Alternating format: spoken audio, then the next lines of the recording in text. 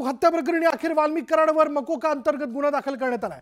कराडवर 302 अंतर्गत मकोका लावला असल्याची माहिती सरकारी वकिलांनी दिली। तर दुसरीकडे कराडवर मकोका लागल्यानंतर अवघ्या 15 मिनिटात कराड समर्थकांनी परळी बंद केलंय। अनेक ठिकाणी रस्त्यावर टायर जाळत आंदोलन करण्यात आलं, तर जरांगे, धस आणि क्षीरसागरांच्या फोटोला जोडे मारण्यात आले। आणि आता वाल्मिक कराडवर 302 अंतर्गत मकोका लावण्यात आलेला आहे आणि ही माहिती सरकारी वकिलांनी दिली आहे। आणि त्याला मकोका लावल्यानंतर अवघ्या 15 मिनिटात वाल्मिक कराड समर्थकांनी परळी बंदची हाक देत परळी बंद केलेली आहे। ठिकठिकाणी टायर जाळण्यात येत आहेत आणि आता पोलिसांनी बंदोबस्त वाढवलेला आहे। कायदा सुव्यवस्थेची परिस्थिती निर्माण होऊ नये म्हणून ठिकठिकाणी चौकात आता बंदोबस्त वाढवण्यात आल्याचं आपण बघतोय।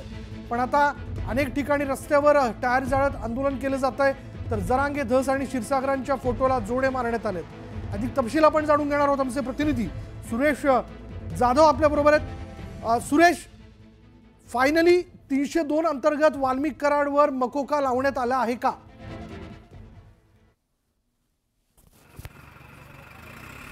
302 अंतर्गतच वाल्मिक कराड यांच्यावरती SITनं ज्यावेळेस मान्य न्यायालयाच्या समोर तशा पद्धतीने मागणी केली आणि SIT कडे आता वाल्मिक कराड यांचा CID कडे वाल्मिक कराडांचा ताबा राहणार आहे आणि मोक्का अंतर्गतच हा ताबा घेण्यात आलेला आहे।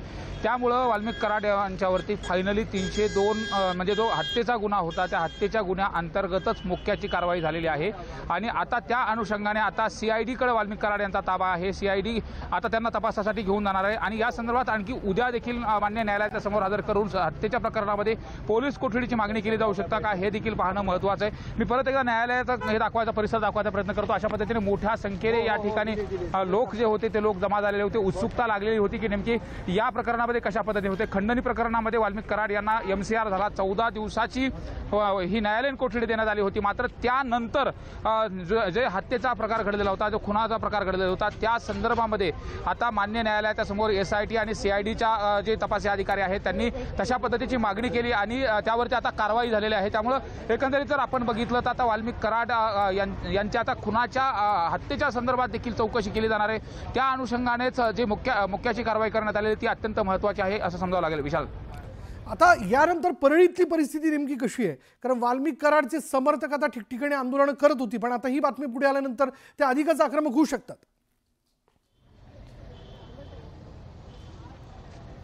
वाल्मिक कराड यांचे जे समर्थक आहेत ते सकाळपासूनच परळी शहर पोलीस ठाणे आणि इतर ठिकाणी वेगवेगळे आंदोलन करत होते।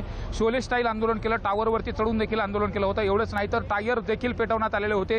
मात्र त्यानंतर आता ज्या पद्धतीनं या सगळ्या घटना घडामोडी होत आहेत आणि मुख्याची कारवाई केली आणि विशेष म्हणजे वाल्मिक कराड यांच्या समर्थकाचं म्हणणं होतं की खंडणीचा गुन्हा हा राजकीय द्वेषापोटी केलेला गुन्हा आहे, हा खोटा गुन्हा आहे, अशा पद्धतीने देखील त्यांनी सांगितलं होतं। मात्र आता त्या संदर्भामध्ये मुख्याची कारवाई केल्या गेल्यामुळे आता जे वाल्मिक कराड समर्थक आहेत ते आक्रमक झालेले आहेत। आता परळी बंदची हाक देण्यात आलेली, मार्केट देखील परळीचं बंद करण्यात आलेले आणि तीव्र पद्धतीने जो निषेध आहे तो व्यक्त केला जातोय। परळी शहर पोलीस ठाण्याच्या समोर अद्यापही जे वाल्मिक कराडांचे जे समर्थक आहेत त्यांची गर्दी आहे।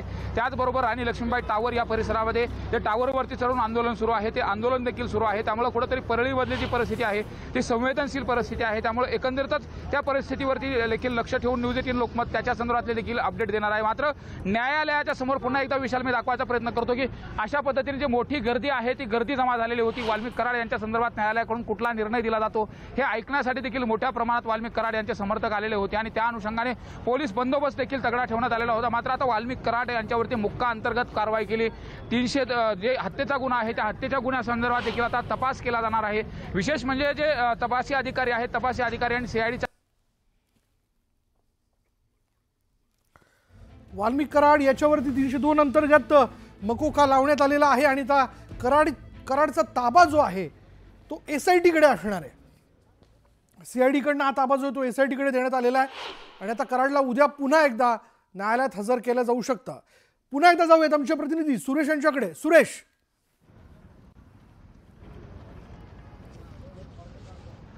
वाल्मिक कराड यांना ज्यावेळेस न्यायालयाच्या समोर हजर करत असताना हत्येच्या कटामध्ये त्यांचा सहभाग आहे का अशा पद्धतीचा संशय तो सीआयडीच्या अधिकाऱ्यांनी व्यक्त केला होता आणि त्याच अनुषंगाने मान्य न्यायालयाच्या समोर विशेष न्यायालय जे मुक्का न्यायालय असतं विशेष न्यायालयाच्या समोर त्यांना हजर करण्यात आलं. जी मुक्का लावल्यानंतर जी कारवाई असते न्यायालयीन प्रक्रिया जी असते ती न्यायालयीन प्रक्रिया देखील करण्यात आलेली आहे आणि आता जो तपास आहे तो तपास उद्यापासून तो तपास सुरू होणार आहे. त्यामुळे एकंदरीत जर बघितलं आपण तर खंडणी प्रकरणामध्ये तरी न्यायालयीन कोठडी मिळाली, MCR झालेला होता. मात्र त्यानंतर लगेचच सीआयडीच्या अधिकाऱ्यांनी आणि जे SITचे अधिकारी आहेत त्यांनी वाल्मिक कराड यांना न्यायालयाच्या समोर हजर केलं आणि त्या ठिकाणी मुक्क्याची जी कारवाई आहे ती देखील करण्यात आलेली आहे. त्यामुळे आता 302च्या प्रकरणाच्या अनुषंगाने हत्येच्या प्रकरणाच्या अनुषंगाने जी कारवाई आहे जो तपास आहे तो आता तपास सुरू राहणार आहे आणि या प्रकरणामध्ये आता वाल्मिक कराड यांना ताबा सीआयडीने घेतल्यानंतर मात्र आता यात कशा पद्धतीने हे केलं जातं हे देखील पाहणं महत्त्वाचं आहे.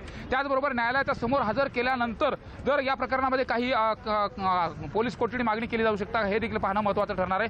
परत एकदा मी न्यायालयाच्या आवारामधले जे वकील आलेले आहेत ते वकिलांच्या संदर्भातलं देखील आपल्याला मत ऐकून घ्यायचे. जे वकील आहेत त्यांच्याकडून आपण समजून घेऊ की नेमकी काय प्रक्रिया घडलेली होती.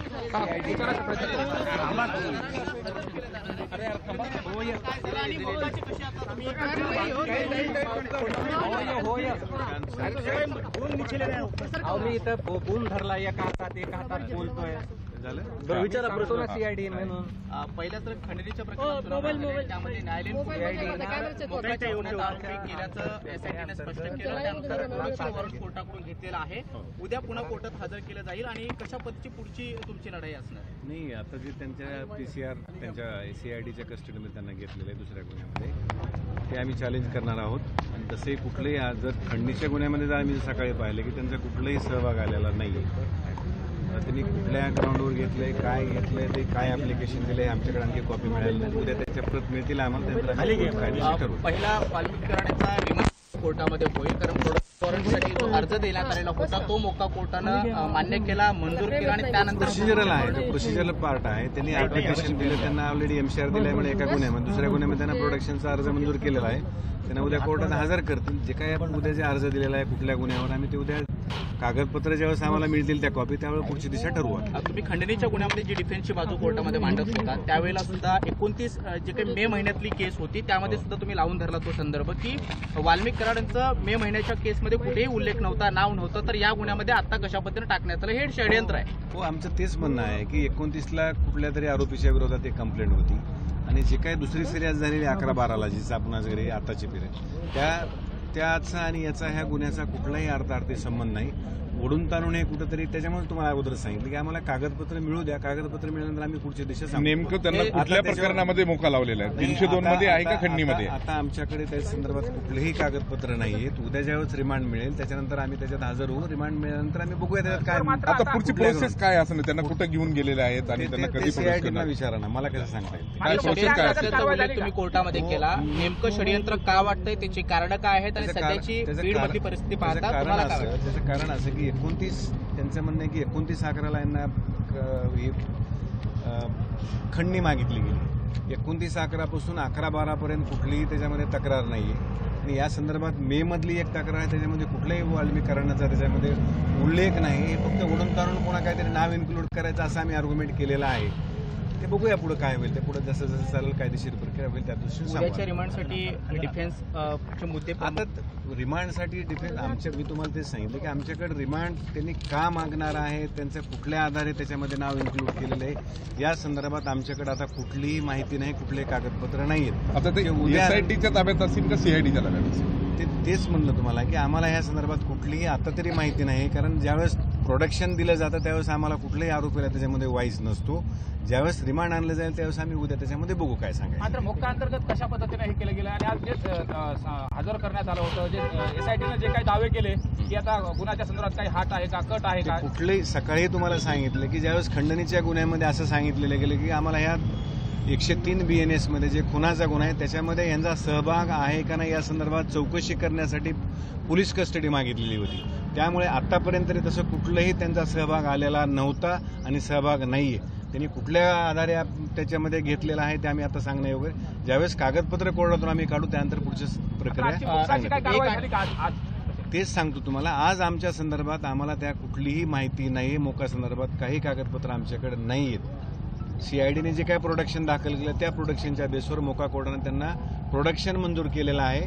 एवढंच फक्त असं सांगू शकतो. खंडणीची ज्यावेळी सुनावणी सुरू होती त्यावेळी आणखी एक मुद्दा सीआयडीने महत्त्वाचा मांडला, तो म्हणजे वाल्मिक कराड यांच्या नावे किती मालमत्ता आहे, त्यांच्या व्यतिरिक्त त्यांची मालमत्ता आणखी कोणाच्या नावावरती आहे, भारतात आणि भारताच्या बाहेर किती गुंतवणूक आहे ते आम्हाला तपासायचं आहे. त्यावेळी तुम्ही म्हटलं की या गोष्टींसाठी पोलीस कोठडी आवश्यक नसते. हो बरोबर आहे ना. मग तेच सांगितलं की एखाद्या कुठल्याही माणसाची प्रॉपर्टी आहे, तुम्हाला एकाच क्लिकवर हे सगळी प्रॉपर्टी क्लिअर होऊन जाते. त्याच्यामुळे त्यासाठी पोलीस कस्टडी आवश्यक नाही आहे हे आमचा युक्तिवाद कोर्टाने ग्राह्य धरला. त्यामुळे पोलीस कस्टडी दिलेली गेलेली नाही ती. त्यामुळे आता पुढच्या गुन्ह्यामध्ये ज्या 103 मध्ये त्यांना ज्यावेळेस दाखवलेलं आहे ते कागदपत्र आल्यानंतर आम्ही ठरवू पुढचं काय कार्यवाही करायची. हत्येच्या केसमध्ये आरोपी बनवल्याला चॅलेंज करणार पुढच्या कोर्टामध्ये. कागदपत्र आल्यानंतर पुढची दिशा सांगू. आता ते माझ्याकडे सध्या त्या संदर्भात कुठलेही कागदपत्र नाहीये, त्याच्यामुळे मी त्याच्यावर भाष्य करणं योग्य होणार. Okay sir, okay, thank you. कोणाचं बूम आहे, बूम बूम.